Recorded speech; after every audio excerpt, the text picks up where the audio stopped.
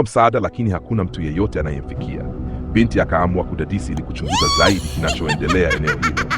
Baada ya kuchunguza kwa muda, akafungua kitabu kilichokuwa mezani. Ndani yake akagundua karatasi iliyoandikwa maneno yaliyosomeka: roho mbili, upendo mmoja, kisasi kimoja na msukumo. Ghafla sauti ikamwambia acheze, na muziki ukaanza kupigwa kinyume na mapenzi yake. Alijitahidi kujizuia, lakini mikono na miguu yake ikaenda kinyume na mawazo yake. Utake usitake, ilibidi acheze. Nguvu ya ajabu ilikuwa ikimwendesha kufanya mambo asiyoyataka. Alijaribu kulia na kuomba msaada, lakini hakuna aliyemsikia. Baada ya muda, mwanamke wa ajabu akajitokeza na kumwambia, mama, cheza. Binti akapiga ukunga kwa nguvu hadi aliposikia wazazi wake na kukimbilia kuomba msaada. Ajabu ni kwamba alikuwa ndani ya chumba chake bila mtu yeyote kujua aliingiaje. Wazazi wakaanza kufungua mlango kwa funguo huku wakisikia sauti za kishetani. Baada ya muda, roho ilimwachia binti, lakini dakika chache baadaye ikarudi tena. Ilizungumza kwa sauti ya kishetani ikisema yaliyowekwa yatapaa juu. Wazazi walipoendelea kupambana na mlango, binti alipiga kelele kubwa sana. Mlango ukafunguka wenyewe, wakamwona binti akiwa hewani. Sekunde chache baadaye akaanguka chini na kuzimia. Tukio hilo lilimkasirisha sana binti. Akaenda kumkabili baba yake na kumuuliza kinachoendelea katika familia yao na kwa nini rafiki yake amebadilika hivyo. Baba akajibu kwa hofu kuwa hata yeye mwenyewe anaogopa. Baba alimwambia kuwa anajitahidi kumlinda mama yake, lakini binti akiwa amekasirika akaondoka moja kwa moja kumfuata Tiger.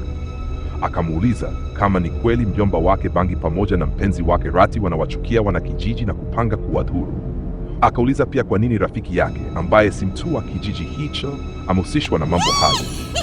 Tiger kujibu maswali hayo, bali alisema atahakikisha kanali anatolewa kijijini na kupelekwa Uyoga kwa sababu hayuko salama. Binti aliporudi nyumbani, alimchukua rafiki yake na kuondoka usiku huo huo, wakilenga kumsafirisha. Wakaaga wazazi na kuondoka, lakini kwa bahati mbaya njiani walitekwa na watu wasiojulikana. Asubuhi iliyofuata, kanali aliamka na kumkuta Hadija pale. Alijaribu kumtuliza, lakini binti alikuwa na hasira kali.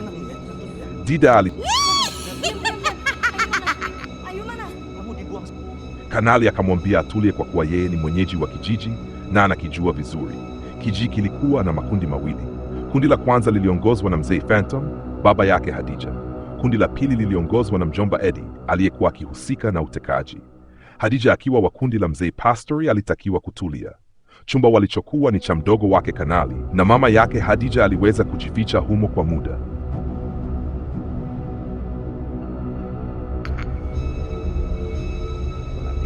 Usiku huo, kanali akaenda kuzungumza na mjomba wake Eddie na kumtumikia kwa unyenyekevu.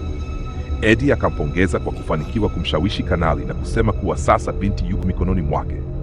Akamwagiza ahakishe binti hatoki kijijini na tambiko lifanyike usiku huo huo. Baada ya mjomba kuondoka, kanali akabaki peke yake na akamwona kwa mbali kiumbe cha ajabu.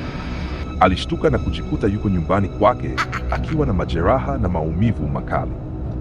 Alipofika nyumbani, alimwambia binti yake asiwe na wasiwasi kwamba kanali atapatikana salama, kwani vijana wake wametumwa kumtafuta. Alijaribu kumtuliza, lakini binti alianza kuona kuwa baba yake hakuwa yule aliyemzoea. Akaanza kupiga kelele akisema kulikuwa na kiumbe cheusi. Baba akajaribu kumtuliza huku moyoni akiwa na maumivu makubwa. Baada ya hapo, baba akaenda moja kwa moja kwenye kaburi la mdogo wake na kumuuliza kama yote yanayotokea katika familia na kijiji yanasababishwa na chuki ya miaka 20 iliyopita. Alimwomba ache kisasi na kama lazima kulipwa basi yeye yuko tayari kulipa badala ya marehemu. Ghafla sauti isiyo na mwili ikamwambia arudi nyumbani. Wakati huo huo, mjomba Eddie na kundi lake waliendelea kupanga tambiko. Alisema wamepata mchezaji kamili, dansa wa kutolewa kafara usiku huo huo. Miguu yake ilikuwa imefungwa na mwanamke wa ajabu akatokea tena akimwambia kuwa wakati wake umefika. Akaanza kumvuta kwa nguvu zisizo za kawaida, kana kwamba kitu cha ajabu kilikuwa ndani yake. Lakini kabla hajafanikiwa, Kalala akarudi katika hali yake ya kawaida. Upande wa mjomba, maandalizi ya kafara yalikuwa tayari. Kanali akaendelea kuchunguza historia ya kijiji, akigundua kuwa kijiji kilistawi baada ya familia ya Pastor kuhamia hapo. Baadaye wanakijiji waliugua na kufa baada ya kula mazao waliopewa. Kwa hasira walimtesa Blasto hadi kumuua kwa mawe na moto. Tangu hapo matukio ya ajabu yakaanza, na watu wakaamini roho ya bangi iko kijijini kwa ajili ya kulipa kisasi. Kanali akaanza kujiuliza kinachoendelea kuhusu mpenzi wake Rati.